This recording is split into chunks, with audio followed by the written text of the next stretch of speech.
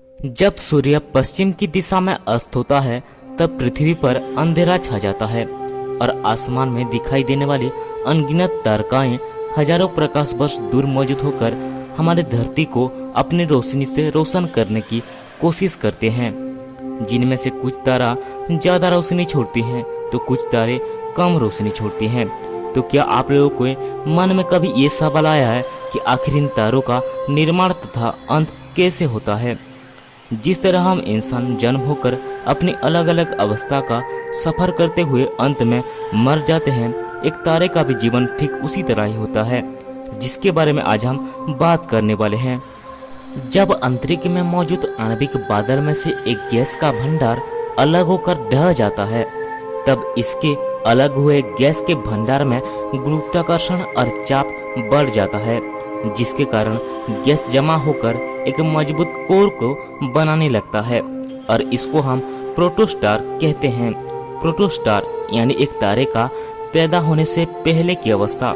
ये अवस्था करीब 1 लाख साल तक चलता है।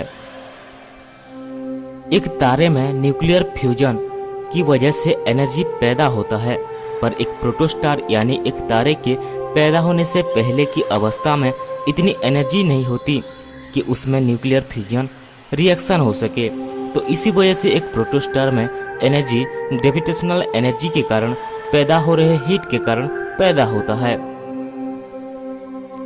जब प्रोटोस्टार अवस्था के अंत में ग्रेविटेशनल प्रेशर प्रोटोस्टार को अपनी एनर्जी की मदद से बांध कर रखती है, तब एक तारा का दूसरा अवस्था यानी कि टी टोरी स्टार का समय आरंभ होता है।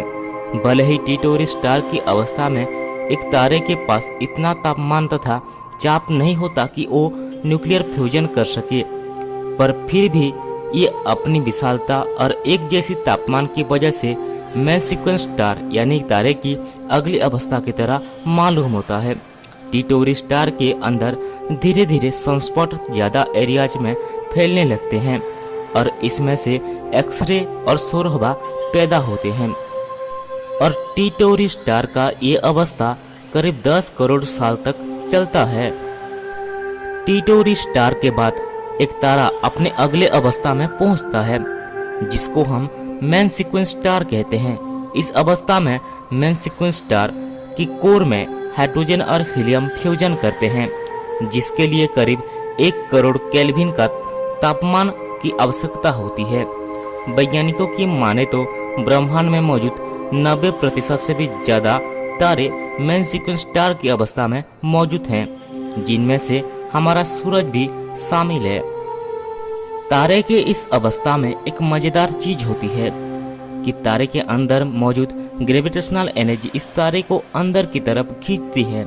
वहीं न्यूक्लियर फ्यूजन के कारण पैदा हो रहे प्रेशर इस तारे को बाहर की ओर ढकेलती है और ग्रेविटी और प्रेशर की वजह से पैदा हो रहे इनवर्ड और आउटवर्ड फोर्स में बैलेंस के कारण ये तारा स्फेरिकल शेप यानी गोल की आकार धारण कर लेता है।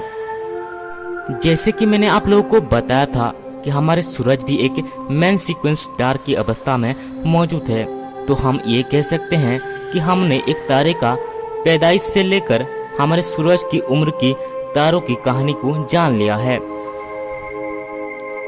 तारों की आगे की अवस्था के बारे में हम अगली वीडियो में बात करने वाले हैं। तो आज के लिए बस इतना ही। अगर आपको वीडियो पसंद आई है तो वीडियो को लाइक और शेयर करके हमारे चैनल को सब्सक्राइब करके बेल आइकन को जरूर दबा देना, ताकि आने वाले वीडियो की नोटिफिकेशन आपको सबसे पहले मिले।